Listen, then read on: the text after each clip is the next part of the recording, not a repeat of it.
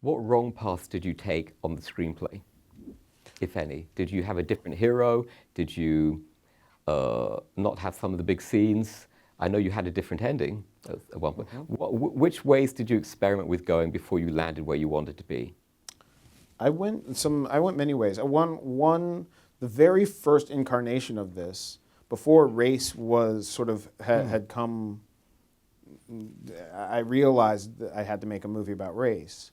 It wasn't Guess Who's Coming to Dinner. It was a couple going to meet her friends from high school, and that feeling of, being the weird guest of honor, but also being not being in on all the private jokes and that uneasy feeling. And then at some point I realized, holy shit, this isolated thing I'm going for could be a movie about race, and I haven't seen this movie. So then from there, I had versions of the movie that ended darker. So You shot a version that ended darker. What was where you've all seen the film, right? So no spoilers. But Daniel's character does get caught and taken away at the end in the original version. Was that the very original ending, or was it just one of many that you thought of? No, that was the second to last ending, and that one we actually shot. Yeah. Was Daniel getting arrested, and 6 months later, Rod is coming, trying to help him figure out what this mysterious secret society was up to, and Chris kind of letting Rod off the hook by in not so many words saying, "Look, I made my sacrifice, and I'm fine with that. We know how this story has to end," and walking away. Very dark, this gut punch. Before that, I had several different ones. I had, there was a while where it was more of a gated community environment, and we sort of get to Chris's breaking out, and but right before he breaks out, he meets some sort of final test that we don't know how it ends. We cut to Rod a couple months later breaking into the gated community, going down the sort of main street of it and seeing Chris just looking into the reflection of a window. And he goes, "Chris, I've been looking for you, all over. Are you okay? Whatever." And Chris turns to him and goes, "I assure you, I don't know who you're talking about." Oh, wow. So it was kind of like, Wow. It was the... But was it always Chris and the Alison Williams type character and the Catherine Keener, Bradley Whitford, or did you have a whole different family, different type of girlfriend? Oh, it was the same family. But casting really, it informs you, so much more who those characters actually are. So I think the vision for the characters was different, was maybe written slightly different. But the physical vision for them, that is. But the characters in there, I think Bradley, the Dean Armitage role was maybe a little bit more rustic, kind of a big barrel-chested guy. The casting is so brilliant because you also bring what you associate with those actors. That Bradley is the guy from The West Wing, Right. So he has to be a good guy. That's right. Allison is, the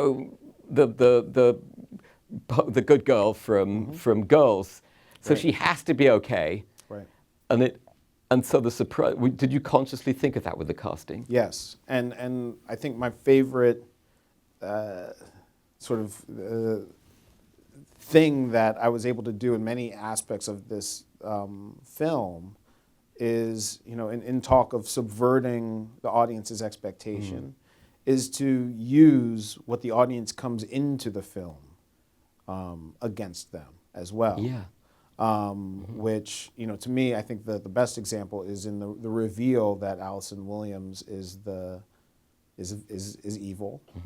That what I'm doing there is using, and some people are kind of onto her at some points. Some people don't see it coming at all. I think most people who are on to her at the same time feel like but they wouldn't do that. They wouldn't have this character. You know, it could be, Yeah, but I don't see it. And the expectation I'm playing off of there is the white savior in film. Yes. Right? Every film about race has at least one white character that is sort of this, you know, this olive branch to the white audience member. Again, you know, what I sort of realized with this film, not the audience members don't need an olive branch. They're your protagonist. You know, the white audience members are not coming in and identifying with the racist white people in your movie. Yeah. They're identifying to the protagonist, whoever you tell them that is. So the fact that, you know, that's the rules of movies, to me was the perfect subterfuge. I knew I could get, you know, we've got her bringing him into harm's way. We know that. How do you hide that reveal? And, you know, the history of film hit it for me. Same thing with the casting. It's, you know, Bradley and Catherine are like liberal god and goddess. Yes. They're like the perfect the perfect example of if you could have any sort of in-laws, you'd want it to be them. Yeah, short of Spencer Tracy and Katharine Hepburn. Right, Yeah. that's right. So, And you know, even more so because they don't blink. You know, there's no hiccup when they see Chris. They power through. Yeah, they've got little, you know, they clumsy microaggressions, but who doesn't? We all do. This is their, you know. So, you know, I love things like Misery, the movie Misery. I thought you were just miserable. Love Misery in general, obviously. I read that when you were a teenager, you just liked it when it rained. So I love it when it rains. Okay. I'm happy when it rains, which is why I'm miserable in LA. Move to England. Yeah, right. I always wanted to live in England. I assure you, it's on my mind.